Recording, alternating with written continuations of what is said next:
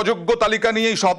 অযোগ্য তালিকাতে অযোগ্যরা গিয়েছেন হাইকোর্টে, আবেদন করেছেন পরীক্ষায় বসতে দেওয়ার। আজকে অযোগ্যদের আবেদন খারিজ করে দিল হাইকোর্ট। বিচারপতি সৌগত ভট্টাচার্য বিস্ফোরক, তিনি বললেন এনাফ ইজ এনাফ, আর কয়েকদিন পরে পরীক্ষা। আপনারা এখন এসেছেন যে আপনারা দাগি নন বলে সুপ্রিম কোর্টে গিয়ে ঠিকমতো বললেন না কেন? সরাসরি চলে যাব প্রতিনিধি অর্ণবের কাছে।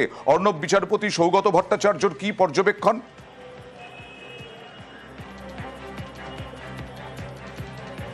বিচারপতি সৌগত ভট্টাচার্য তিনি স্পষ্ট জানিয়েছেন সুপ্রিম কোর্টের নজরদারির মধ্যে, সুপ্রিম কোর্টের বিবেচনায় রয়েছে এই মুহূর্তে এসএসসি পুরো নিয়োগ প্রক্রিয়া, অর্থাৎ নতুন করে যে নিয়োগ প্রক্রিয়াটা হচ্ছে, যার পরীক্ষা 7 এবং 14 সেপ্টেম্বর।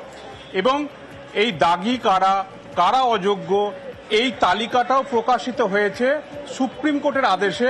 গত সপ্তাহে আমরা জানি বৃহস্পতি শুক্রবার পরপর 2 দফায় 2টো নির্দেশ দেয় সুপ্রিম কোর্ট, বিচারপতি সঞ্জয় কুমারের বেঞ্চ। তাতে 7 দিনের যে ডেডলাইন এসএসসিকে দেওয়া হয়েছিল, সেই ডেডলাইনের অনেক আগেই এসএসসি 1806 জনের তালিকা প্রকাশ করেছে যারা চিহ্নিত দাগি বা চিহ্নিত অযোগ্য। এর মধ্যে যে তালিকায় যারা রয়েছেন তাদের মধ্যে প্রায় 1300 থেকে 1400 জন এরকম রয়েছেন যারা অ্যাডমিট কার্ড পেয়েছিলেন, কিন্তু সেই অ্যাডমিট কার্ডটাও এই তালিকা প্রকাশের সঙ্গে সঙ্গে বাতিল করা হয়েছে।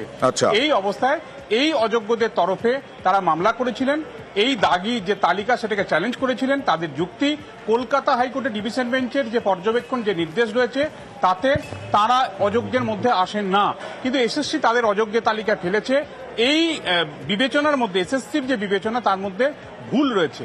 একই সঙ্গে এটাও জানিয়েছে এই মামলাকারীরা যে যদি তারা অযোগ্য হন তাহলে তারা চোখে আঙুল দিয়ে দেখিয়ে দিচ্ছেন 2020 সালের অগস্ট মাসে 183 জন যাদের পেনেলের মেয়াদ শেষ হওয়ার পর চাকরি হয়েছে, তারা 31শে ডিসেম্বর পর্যন্ত চাকরি করছে। শুধু তাই নয়, তারা পরীক্ষাতে বসেন। তাহলে তারা যদি দাগি হয় তাহলে ওই অংশটা দাগি হলো না কেন?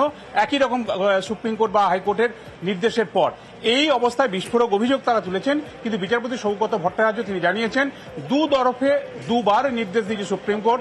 একবার এপ্রিল মাসে ওয়েস্ট বেঙ্গল বোর্ডের করা মডিফিকেশন অ্যাপ্লিকেশনের ভিত্তিতে, যেখানে নতুন নিয়োগ প্রক্রিয়া সম্পূর্ণ না হওয়া পর্যন্ত 31শে ডিসেম্বর পর্যন্ত যারা সম্ভবত যোগ্য, অর্থাৎ 15,403 জন যে তালিকার প্রকাশ পেয়েছে, যারা এখনো পর্যন্ত সার্ভিস করছেন, সহশিক্ষকের কাজ করছেন বিভিন্ন বিদ্যালয়ে, যে বিদ্যালয়ে ছিলেন সেই তালিকায় এরা নেই।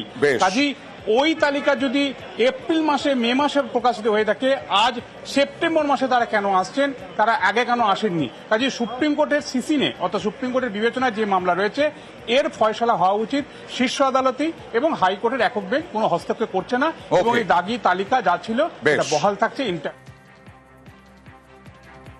আর জল তেল আলাদা করে দেওয়া হয়েছে, সুপ্রিম কোর্ট আলাদা করে দিয়েছে, এসএসসি তালিকা বের করে দিয়েছে।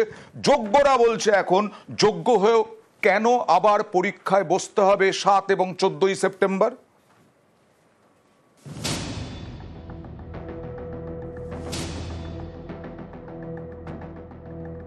সুপ্রিম কোর্টের নির্দেশ মেনে অযোগ্যদের তালিকা প্রকাশ করেছে স্কুল সার্ভিস কমিশন। 7 এবং 14 সেপ্টেম্বরের পরীক্ষায় বসতে পারবেন না এই অযোগ্যরা, কিন্তু চাকরি পেতে হলে যোগ্যদের এই পরীক্ষায় বসতেই হবে। এতেই আপত্তি যোগ্যদের। তাদের প্রশ্ন, তাহলে যোগ্যদের আবার কেন পরীক্ষা দিতে হবে? একটা চাকরির জন্য কতবার যোগ্যতা প্রমাণ করতে হবে? যারা বেআইনিভাবে চাকরি পেয়েছিলেন তাদের তো অযোগ্য হিসেবে চিহ্নিত করেই দিয়েছে এসএসসি। এখন তো কারা যোগ্য সেটা বোঝাই যাচ্ছে। তাহলে যোগ্যরা কেন চাকরি ফিরে পাবেন না? কেন ফের পরীক্ষায় বসতে হবে যোগ্যদের? এই দাবি তুলে ইতিমধ্যেই মুখ্যমন্ত্রী এবং বিরোধী দলনেতাকে চিঠি দিয়েছেন যোগ্য চাকরিহারারা।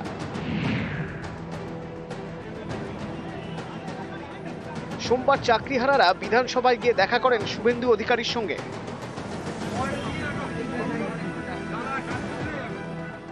আমরা চাইব রাজ্য সরকার নিশ্চয়ই যেন চান যে বিধানসভায় আধ ঘন্টা 1 ঘন্টার জন্য আমাদের বিষয়টা তুলে ধরে সর্বসম্মতভাবে, সাধারণত কি হয়, শাসক না চাইলেও বিরোধীরা চায়, অথবা বিরোধী না চাইলে শাসক চায়, কিন্তু আমরা দেখতে পাচ্ছি যেখানে শাসক বিরোধী দুপক্ষই রাজি হতে চাইবে এমন একটা জিনিস ঘটতে চলেছে।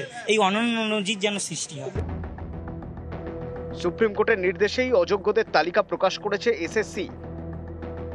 দেশের শীর্ষ আদালত লাগাতার চেষ্টা করছে পরীক্ষাকে বাধাহীন রাখার। ঠিক তখনই আসরে বিরোধীরা সুপ্রিম কোর্টের কাছে হাত জোড় করে যান, যে বলুন যে বাকিরা যোগ্য, আপনি তাদেরকে চাকরিতে বহাল রাখার চিফ অপোজিশন একটা চিঠি স্পিকারকে দিচ্ছেন। আমরা সর্বদলীয় প্রস্তাবে সমর্থন করব এবং সেই প্রস্তাব রাজ্য সরকার চান। রাজনীতির ঊর্ধ্বে উঠে আজকে শাসক এবং বিরোধীরা যৌথভাবে এই 15,000 শিক্ষক শিক্ষিকার চাকরি বহালের পক্ষে সর্বসম্মত সিদ্ধান্ত বিধানসভা থেকে নিয়েছে। আমি মনোজ পন্ত চিফ সেক্রেটারিকে একদম স্পেসিফিক প্রস্তাব পাঠাচ্ছি, সর্বদলীয় প্রস্তাব আনার জন্য যোগ্য সেই প্রস্তাব নিয়ে যদি সুপ্রিম কোর্টে রাজ্য সরকার যায়, আমার ধারণা এটা একটা নজির স্থাপন।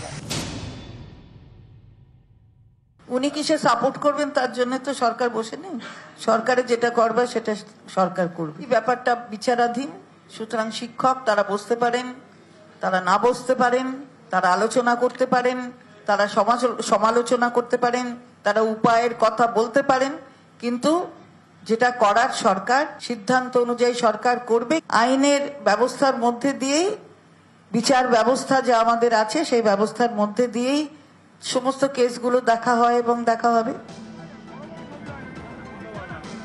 এই পরিস্থিতিতে অনেকেরই প্রশ্ন, ফের যেভাবে রাজনীতির হাওয়া গরম হচ্ছে তার জেরে ফের নিয়োগ প্রক্রিয়া ধাক্কা খাবে না তো?